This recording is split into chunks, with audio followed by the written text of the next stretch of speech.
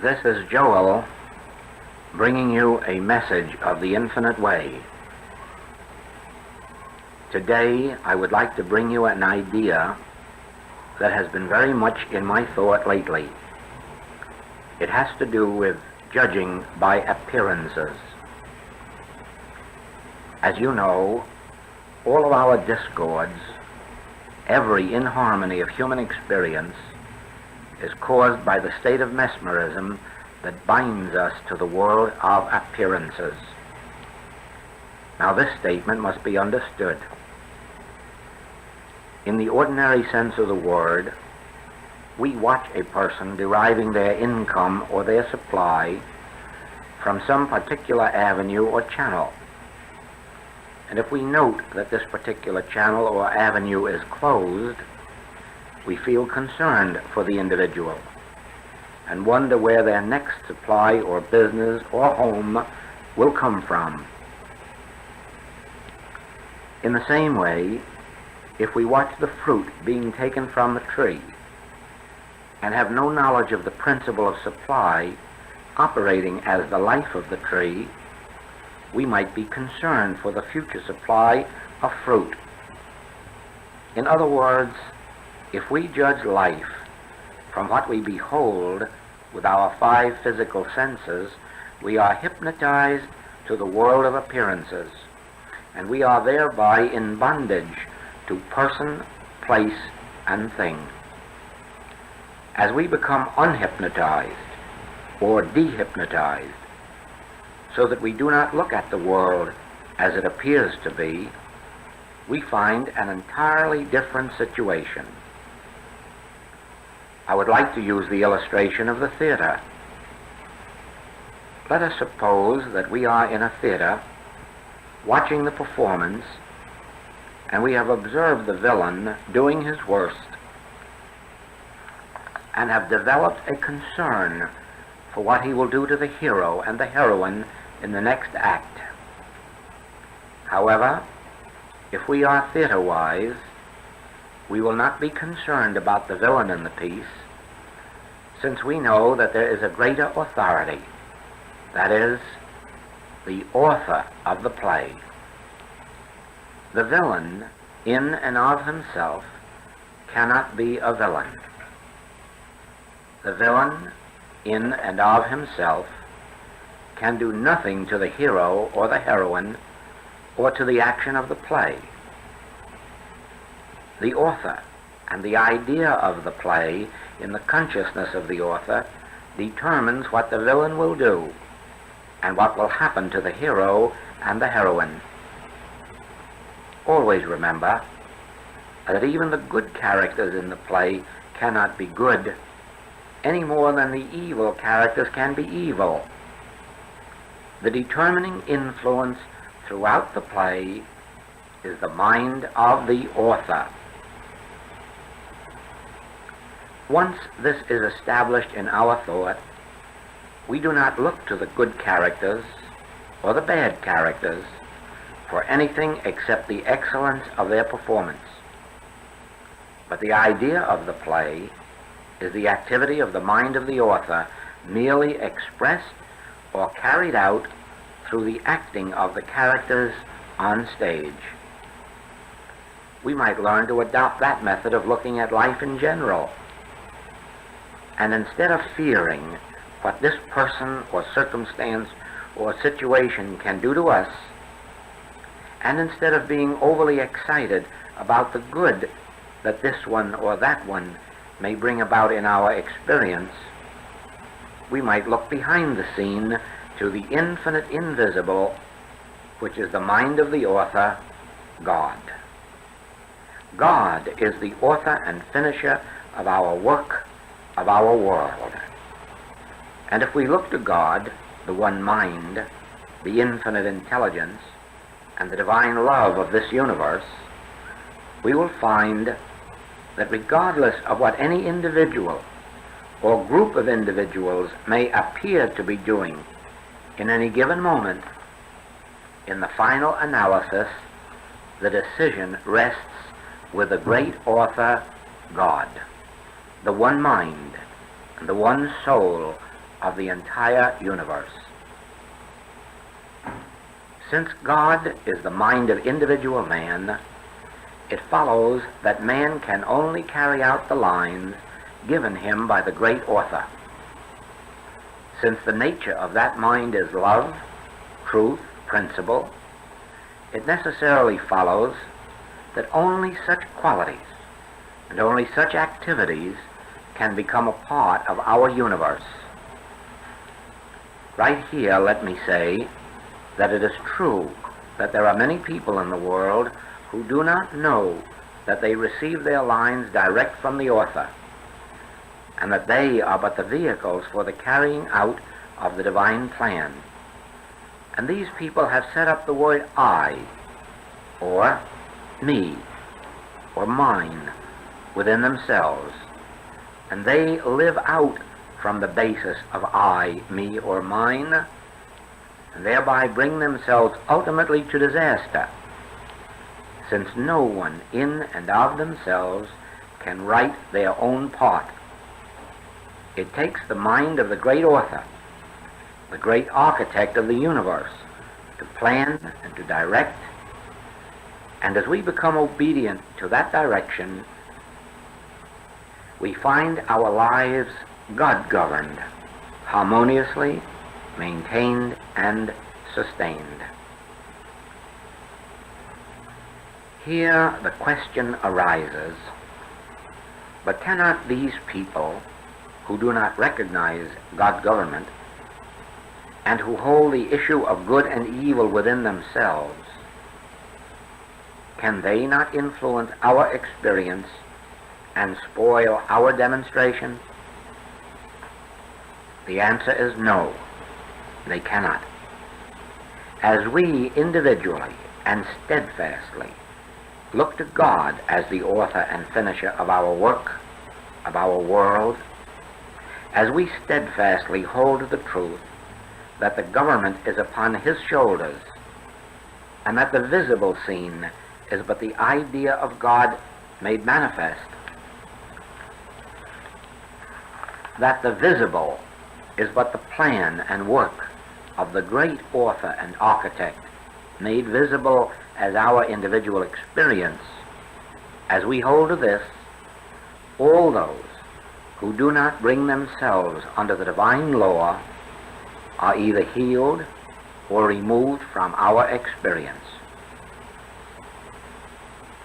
It is not possible to heal everyone who comes within range of our thought, since there must be a preparedness and a willingness for healing.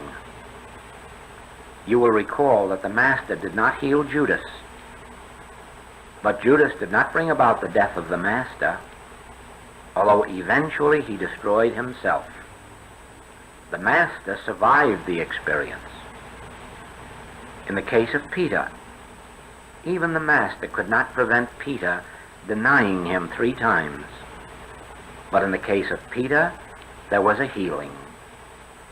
So in our experience, it becomes necessary for us to break the sense of mesmerism that holds us in the belief that person or circumstance in and of themselves have power or jurisdiction over our affairs, and rather, in spite of every appearance, hold to the truth that only the infinite invisible governs, controls, supports, maintains, and sustains us.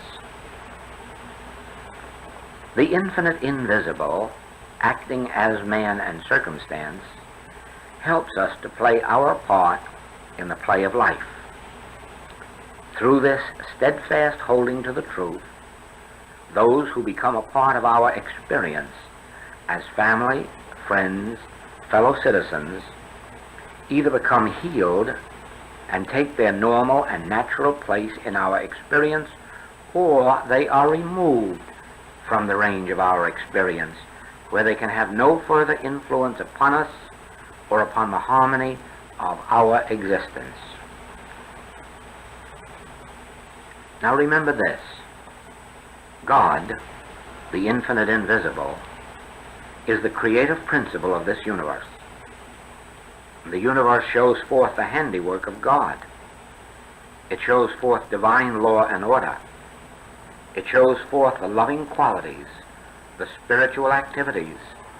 But we experience this only in proportion as we understand that the people and things and situations of this world do not in and of themselves have power, but that they are the vehicle for the operation of the infinite invisible.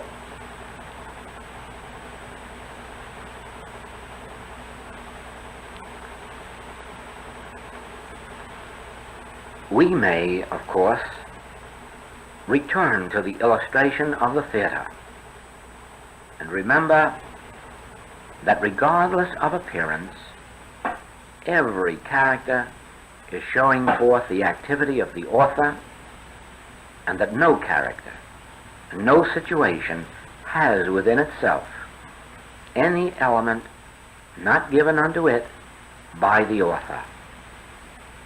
Therefore, the end must come out as the author has planned it. Or we may look to our illustration of the tree. And regardless of how bare the branches may seem of leaves and flowers and fruit, we may look with our higher intelligence and behold that in the ground, in the roots, in the tree, a law is at work. We call it the law of nature. And in its due time, the leaves, the flowers, and the fruit will appear. Not because of any virtue of the tree, not by any virtue of the ground or of the roots, but by virtue of the infinite invisible law of life which functions in the ground, in the roots, in the trunk and in the branches, inside and outside the tree. It even operates in the heavens to bring moisture to the tree. It operates in the streams and in the ground to bring moisture to the tree. It operates in the minerals and substances of the earth to bring to that tree and to attract to that tree everything necessary for its development. In my writings, I have called attention to the fact that mesmerism, hypnotic suggestion, is really the one evil. And now I ask you to see that hypnotism is that which would make you look at person, place, thing, circumstance, and condition, and have you believe that the issues of life abide in these. Whereas spiritual intelligence, spiritual wisdom, spiritual intuition would have you say and realize and know that person, place, thing, circumstance, or conditions are the vehicles for the carrying out of the divine plan, for the unfoldment of the plan and play as it has been understood in the mind which is God. In this wise, then, we will not look to any person for our satisfaction, for our companionship, for our supply, but rather will we understand that whoever it is at this moment playing that part in our experience is really carrying out the divine activity of love and of life.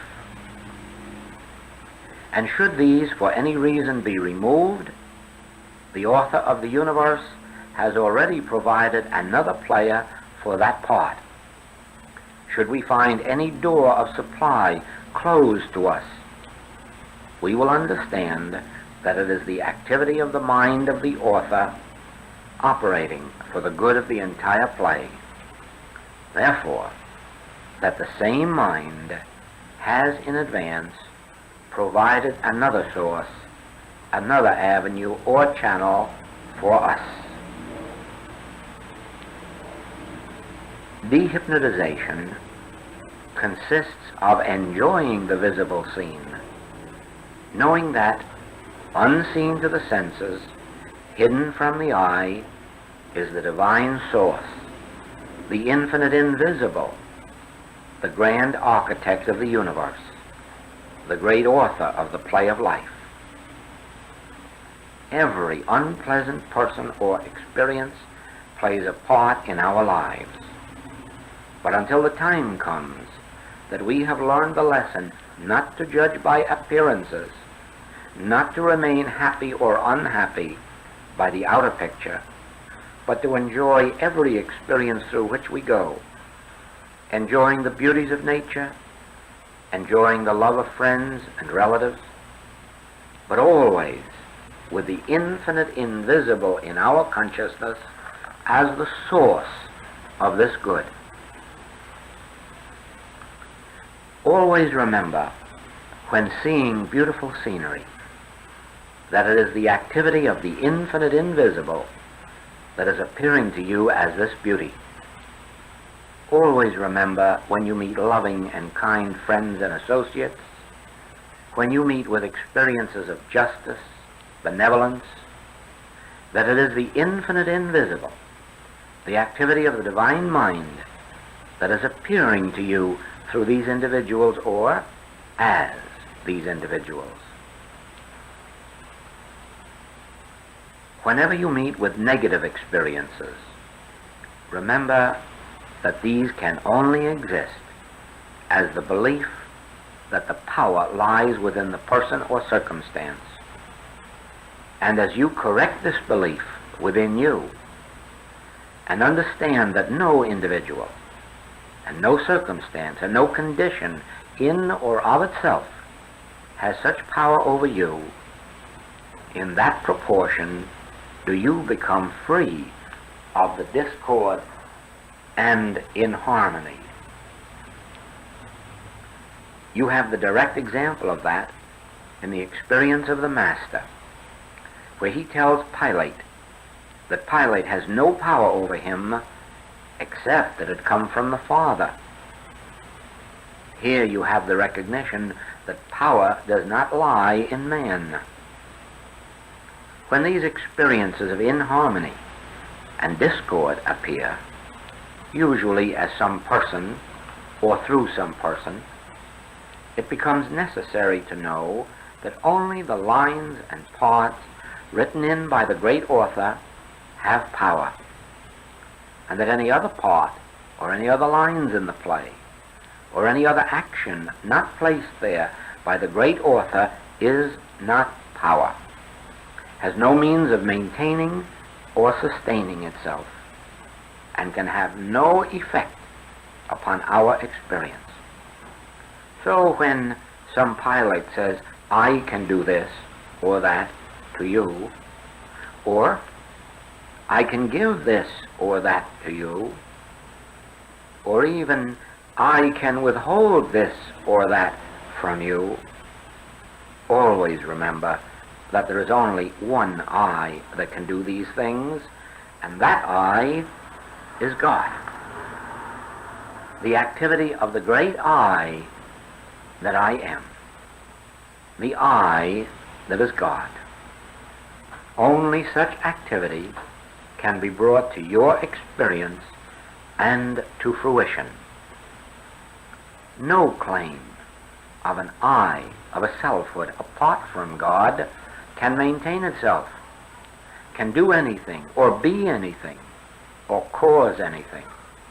Nor can there be any effect from any I or any other selfhood other than that which is God. Here is your reliance on spiritual government, the realization that the infinite invisible is the source of all harmony, all good, omnipresent, omnipotent, omniscient, and that anything or anybody or any circumstance or condition claiming to exist by virtue of an I or selfhood apart from God is not power, is not presence, is not reality, is not cause, and therefore can produce no effect. There need be no concern for anyone or anything or any result, since all that takes place is for the showing forth of God, and it is God showing itself forth, God revealing its harmonies, its powers, its beauties, and completeness. How can we doubt God's ability? It is not our understanding, our power and wisdom that is necessary, but the knowledge that all effect is God's responsibility, God's government, God's grace. The only reason there ever is or ever was error in any form is due to the belief of an I other than God. This false sense of I, with its need to support itself, supply itself, maintain itself, plan and do for itself, and not having the wisdom or power, has produced every discord and inharmony. The restoration of harmony comes with the giving up of this false sense of I through the realization of God as the only selfhood, God as the life, principle, power, substance, and being of all that is. Hidden between the lines of this message is the secret of life, more especially the secret of the infinite way. You will remember that Paul reminds us that to be carnally minded is death, because the carnal mind is enmity against God, for it is not subject to the law of God, neither indeed can be. So then, they that are in the flesh cannot please God. Now, instead of looking at our tree and trying to increase the fruit on the branches, instead of looking at our play in the theater and trying to change the action on stage, let us, in those two places and in our individual lives, take our thought away from the visible scene and retire into God. Get back into the mind of God. Get back deep down into God consciousness. Then, looking out from God, we behold this universe as it is. Then we have Paul telling us, "But ye are not in the flesh, but in the Spirit, if so be that the Spirit of God dwell in you." Now, the moment that you take your thought off of your problem, the moment that you take your thought off of the problem of your patient or of your student and retire back in God, be silent, be still, listen for that still small voice until actually you feel a divine presence or sense the presence or even hear the actual voice of God. Then you will know that the Spirit of God, the consciousness of the truth, is coming into manifestation and expression visibly. You know, of course, that just as 2 times 2 are always 4, and that we merely become aware of it So let us remind ourselves that since harmony is the law of God, it is ever with us. It is our dwelling in the flesh, that is, putting power in effect, that is the living of the life of flesh, that takes us out of the law of God and away from the experience of harmony. And so it is getting back into God, looking out upon this world from the center of God consciousness, that we behold that harmony already is. We do not have to correct the action of the play. We do not have to hang fruit on the trees to get more fruit. We merely look out from spirit and behold a spiritual universe, harmonious, complete, perfect, whole, well, spiritual.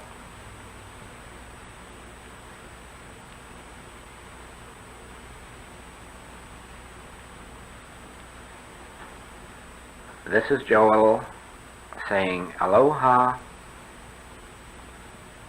from Honolulu.